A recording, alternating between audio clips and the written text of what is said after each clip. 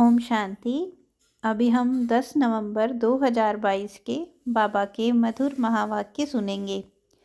मुरली का सार है, मीठे बच्चे, तुम्हें इस रुद्र ज्ञान यज्ञ का बड़ा कदर होना चाहिए, क्योंकि इस यज्ञ से ही भारत स्वर्ग बनता है। तुम इस यज्ञ के रक्षक हो। बाबा कहते हैं, मीठे बच्चे, तुम्हें इस रुद्र ज्ञान यज्ञ का बड़ा कदर होना चाहिए, क्योंकि इस यज्ञ से ही भारत स्वर्ग बनता है और हम क्या हैं? इस यज्ञ के रक्षक हैं। प्रश्न है, बच्चे बाप व टीचर को तलाक अथवा फरकती कैसे और कब देते हैं? बच्चे, भगवान हमारा बाप भी है और टीचर भी है, उनको कैसे तलाक या फरकती दे देते हैं और कब देते हैं? जब बाप अथवा टीचर को भूल जाते हैं। भूल कर क्या करते हैं? मुरली मिस करते हैं, पढ़ते व सुनते नहीं हैं, तो गोया माना मतलब बाप को फरकती व तलाक दे देते हैं। बाबा कहते हैं, बच्चे तुम मुझे कभी तलाक नहीं देना, मुरली कभी मिस नहीं करना। प्रश्न है, तुम्हारा सत्य ज्ञान मनुष्यों को मुश्किल समझ आता है, क्यों? बाबा कहते, क्योंकि यह ज्ञान परंपरा नहीं चलता है। जो चीज़ें परंपरा से चलती हैं वो तो सहज ही आदत बन जाती है लोगों की, लेकिन बाबा कहते हैं तुम्हें जो यह ज्ञान मिलता है वह परंपरा से नहीं चलता, अभी ही प्राय लोप हो जाता है। जैसे ही सतयुग शुरू होगा यह ज्ञान लोप हो जाएगा। तो बाबा कहते, इस ज्ञान का किसको पता ही नहीं है, यह नया ज्ञान है, इसके लिए उन्हें समझने में मुश्किल लगता है। इसलिए गीत है, मात पिता सहायक। ओम शांति। जिसके साथ बच्चों का अभियोग है उनकी बाहर मनुष्य महिमा गाते हैं। मनुष्य लोग भगवान की महिमा गाते हैं और हमारा उस बाप के साथ योग है। कितनी नशे की बात है, तुम उनकी याद में बैठे हो, वो ढूंढ रहे हैं और हम उनको याद कर रहे हैं। अपने को आत्मा समझ, देह का अभिमान छोड़, एक की ही याद में रहना है।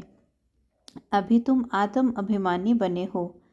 अभी हम आत्म अभिमानी बने हैं, आत्मा समझते हैं हम अपने आप को, और पहले थे देह अभिमानी, पहले शरीर समझते थे जब हमें ज्ञान नहीं मिला था। सतयुग में तुम बाप को नहीं जानते, क्योंकि सुख में होते हो तो बाप याद नहीं रहता, वो यहाँ दुख में हो तो पुकारते हो। गायन भी है, दुख हरता सुख करता। वास्तव में सच्चा सच्चा हरि द्वार यह है। मनुष्य हरि कहते हैं श्री कृष्ण को, बैकुंठ को हरि का द्वार कहते हैं। तुम जानते हो, वास्तव में हरि श्री कृष्ण को नहीं कहेंगे। हरि माना हरने वाला, तो दुख हरने वाले को हरि कहेंगे। तुम जानते हो, शिव बाबा कृष्ण का द्वार अथवा बैकुंठ स्वर्ग का द्वार खोलने आया है।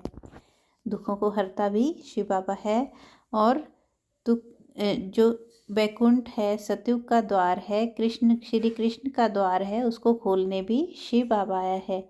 कोई मकान बनाते हैं तो ओपनिंग सेरेमनी करते हैं ना, तो बाबा आया है हरिद्वार की सेरेमनी करने।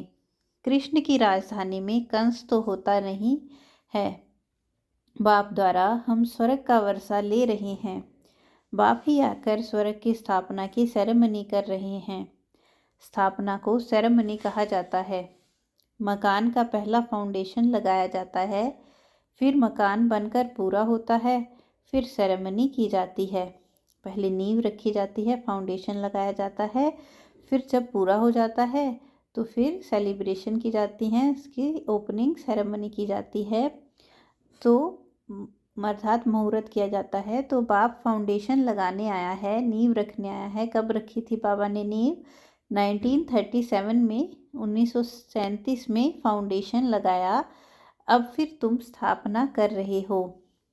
तुमको खुशी है कि बाबा आया है नई दुनिया स्थापन करने, और हम नई दुनिया में जा रहे हैं। इस पृथ्वी पर स्वर्ग था, अब फिर स्थापन कर रहे हैं। हर एक को पैगाम दे रहे हैं। धर्म संस्थापक को पैगंबर कहा जाता है ना। सच्चा सच्चा पैगाम मैं ही देता हूँ। मैं ही राजयोग सिखलाकर स्वर्ग की स्थापना कर रहा हूँ। बाप समझाते हैं, मैं वेद शास्त्र में नहीं मिलता हूँ। सब यह भक्ति मार्ग के शास्त्र हैं। भक्ति मार्ग की बहुत सामग्री है। जन्म जन्मांतर से तुम भक्ति करते आए हो। अब ज्ञान सुनो। फिर सतयुग में ज्ञान नहीं सुनेंगे। कहा जाता है ज्ञान अंजन सतगुरु दिया। सतयुग में अंधकार है नहीं जो भक्ति करे। बाप से ज्ञान लो, फिर भक्ति नहीं रहेगी। बाबा कहते हैं अभी फिर ज्ञान लेकर भक्ति सतयुग में खत्म हो जाएगी। तुम जानते हो रावण राज्य किसको कहा जाता है, राम राज्य किसको कहा जाता है। तुमको सारी रोशनी मिली है क्योंकि बाप जगाते हैं। अब देखो दीपावली मनाते हैं, उसमें दीपक कोई छोटे कोई बड़े बनाते हैं। अब यह कोई छोटे बड़े दीपक जग रहे हैं ना। बाबा कहते अब ज्ञान का घृत मिल रहा है। मनुष्य मरते हैं तो दीपक में घृत डालते रहते हैं, घी डालते रहते हैं उसमें कि प्राणी अंधियारे में ठोकरें ना खाए। वह है हद की बातें, तुम्हारी हैं बेहद की बातें। अभी भी बाबा कहते हैं अगर ज्ञान बुद्धि में डालते रहेंगे रोज रोज तो आत्मा का घृत, ज्ञान का घृत डालते रहेंगे तो आत्मा की ज्योति जगी रहेगी।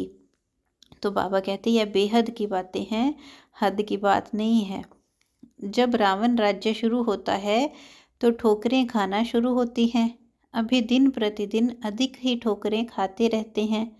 पहले एक की भक्ति करते, अब तो मनुष्यों की टिवाटे की भक्ति करते रहते हैं। अब तो पत्थरों की भी, प्रकृति की भी बाबा कहते सबकी भक्ति करते रहते हैं। भक्ति की बहुत सामग्री है, जितनी वृक्ष की सामग्री है। बीज से कितना बड़ा वृक्ष निकलता है, भक्ति भी इतनी है। ज्ञान है बीज, यह सृष्टि तो अनादि अविनाशी है, इनका कब विनाश नहीं होता। यह सृष्टि चक्र लगाती रहती है। बीज भी एक है तो झाड़ भी एक है। ऐसे नहीं आकाश में, पाताल में, सूर्य में, चांद में दुनिया है। यह तो साइंस वाले चंद्रमा पर जाकर रहने की कोशिश करते हैं, परंतु यह नहीं जानते कि साइंस से सारी दुनिया का विनाश होना है और राज्य तुम ले लेंगे। तुम कहेंगे यह भी ड्रामा में नूंद है। दूसरे इन बातों को समझेंगे नहीं। रजाई तुमको मिलनी है क्योंकि कनेक्शन है कृष्णपुरी और क्रिश्चियनपुरी का। उन्होंने भारतवासियों को आपस में लड़ाकर कृष्णपुरी को क्रिश्चियनपुरी बनाया। अब बाप कहते हैं हिसाब देना है। उनको आपस में लड़कर माखन तुमको दे देते हैं, अथवा तुमको विश्व का मालिक बनाते हैं। वह आपस में लड़ेंगे ज़रूर। वह समझते हैं हम पहलवान, वह कहते हैं हम पहलवान। हम जीतेंगे, लेकिन सबसे पहलवान तुम निकल पड़े हो। जीत तुम्हारी होनी है। महावीर और महावीरनी कहा जाता है। बाप कहते हैं माया के तूफान तो आएंगे, परंतु कर्म में नहीं आना। योग बल से स्थापना हो रही है और बाहुबल से विनाश हो रहा है। उठते बैठते चलते फिरते बाप को याद करना है। इसको कहा जाता है योग बल। फिर ज्ञान बल कहा जाता है। ज्ञान बल क्यों कहा जाता है? क्योंकि शास्त्रों में बल नहीं है, उनसे कोई को मुक्ति, जीवन मुक्ति नहीं मिल सकती, इसलिए उनको ज्ञान नहीं कहा जाता। भक्ति के शास्त्र कहेंगे, ज्ञान का कोई शास्त्र होता नहीं। अब जो राम के पुस्तक बने हैं व जो भी शास्त्र आदि हैं, सब लड़ाई में ख़त्म हो जाएंगे। झूठी गीता, सच्ची गीता सब खत्म हो जाएगी, क्योंकि सद्गति मिल जाती है। सब कामनाएं पूरी हो जाती हैं, कोई कामना रहेगी नहीं। अब तुम 84 के चक्र को जानते हो। तुम अभी बेअंत नहीं कहेंगे। बेअंत कहते हैं नास्तिक, कहते हैं गॉड फादर तुमको, परंतु नाम रूप देश काल कर्तव्य को नहीं जानते। तुम उनके नई दुनिया की स्थापना, पतितों को पावन करने के कर्तव्य को जान गए हो। मनुष्य तो रावण को जलाते हैं, तुमको तो अब हंसी आती है। जन्म जन्मांतर तुम भी रावण को जलाते थे। अभी तो रावण राज्य का विनाश होना है। फिर आती है दीपावली, वहाँ घोर सोच रहा है। उसको राम राज्य कहते हैं। कहते तो सब हैं कि राम राज्य चाहिए, परंतु राम राज्य को जानते नहीं। अभी तुमको ज्ञान मिल रहा है और रावण राज्य ट्रांसफ़र होना है राम राज्य में। उससे पहले तुम जाएंगे रुद्रमाला में, और यह जो इस्लामी बौद्धियों की आत्माएं हैं वह आधा कल्प मुक्ति में रहेंगी। जब हमारी सतयुग की प्रारब्ध पूरी होगी तब भक्ति शुरू होगी। फिर द्वापर को रावण राज्य कहा जाता है, क्योंकि अपने देवता धर्म को भूल गए हैं। यह होना है ज़रूर, क्योंकि ड्रामा है तो आज बाबा ड्रामा का पाठ पक्का करा रहे हैं कि देवता धर्म को भूलना ज़रूर है। आगे जब राम राज्य स्थापन होगा, मिसाल बड़ के झाड़ का देते हैं।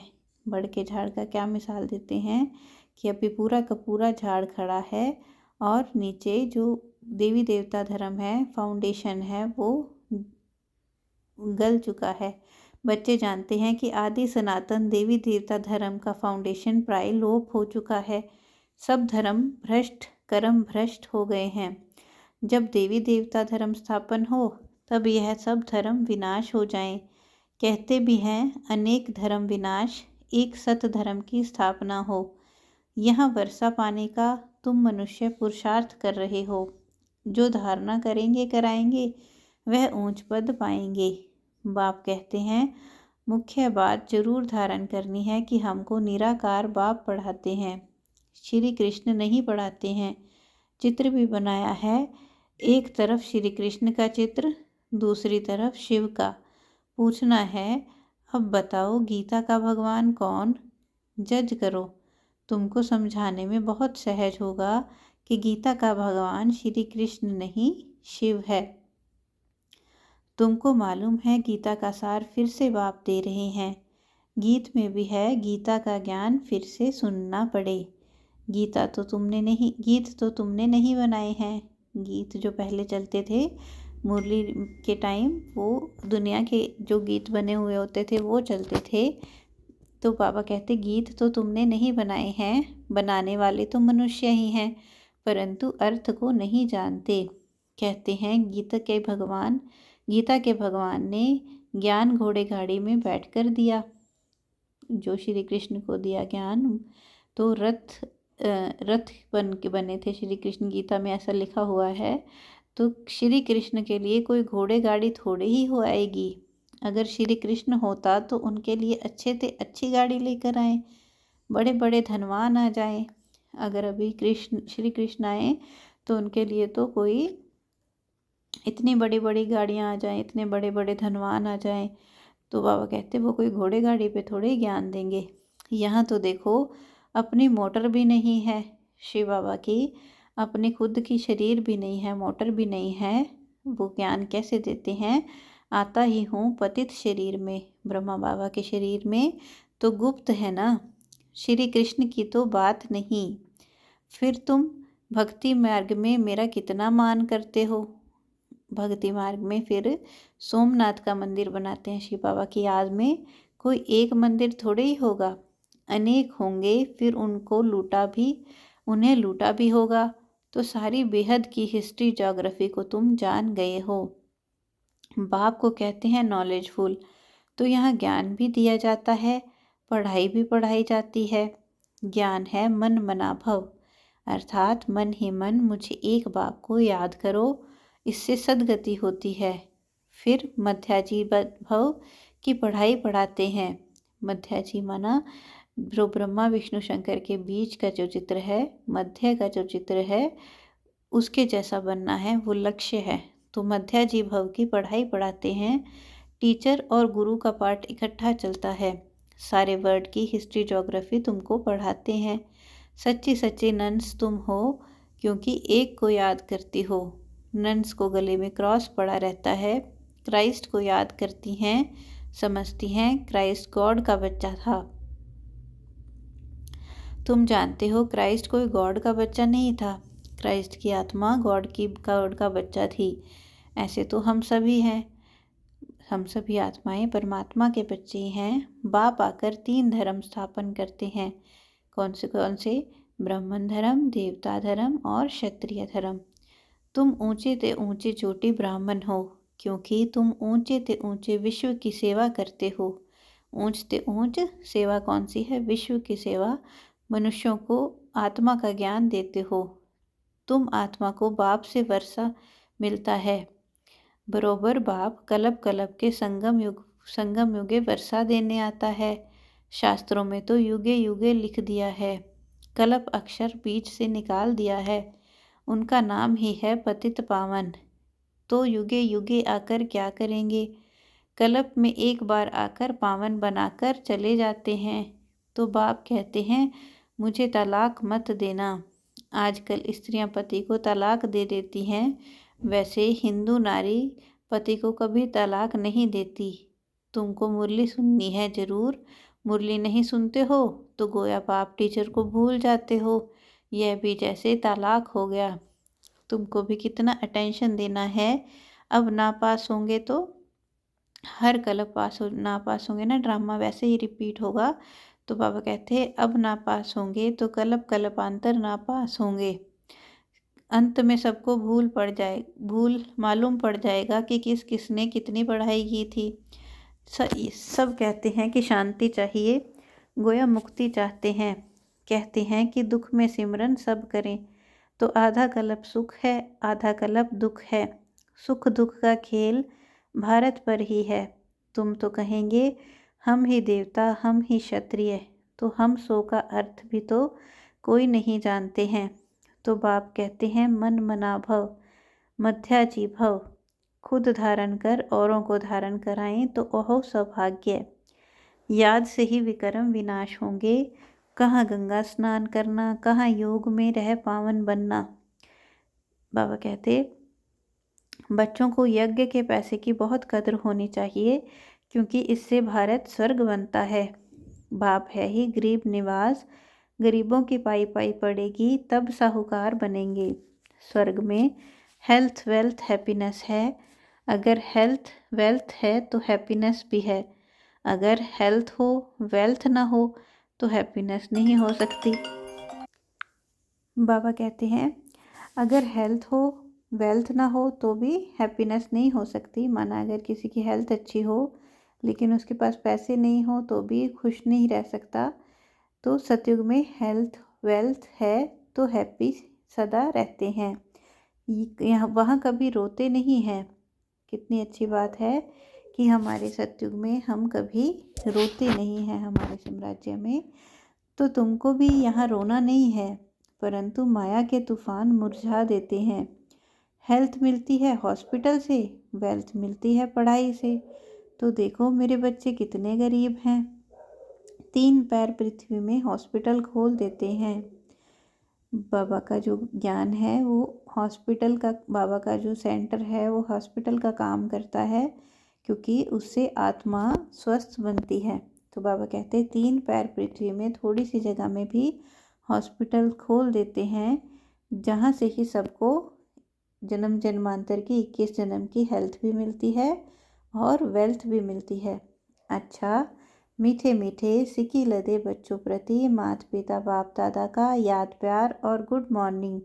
रूहानी बाप की रूहानी बच्चों को नमस्ते।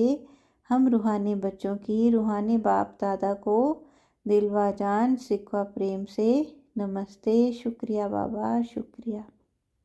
धारणा के लिए मुख्य सार है माया के तूफानों में कभी मुरझाना नहीं है, सदैव खुशी में रहना है। हमको निराकार बाप पढ़ाते हैं, इसी नशे में रहना है। इस झूठी दुनिया में कोई कामना नहीं रखनी है। वरदान है हर रोज़ की मुरली के साधन द्वारा व्यर्थ को ख़त्म करने वाले पास विद ऑनर भव।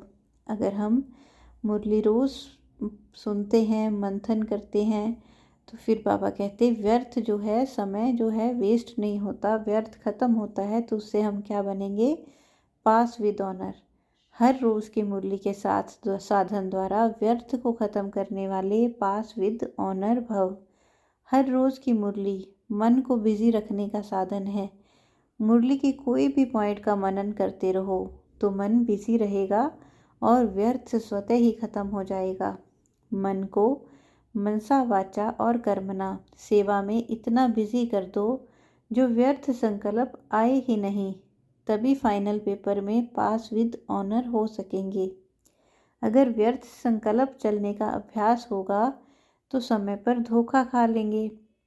फाइनल पेपर 1 सेकंड का होगा तो बाबा कहते अगर मन को आदत पड़ी होगी मनसा वाचा कर्मणा में सेवा में बिजी रहने की तो फिर अंत समय में व्यर्थ में फेल नहीं होंगे।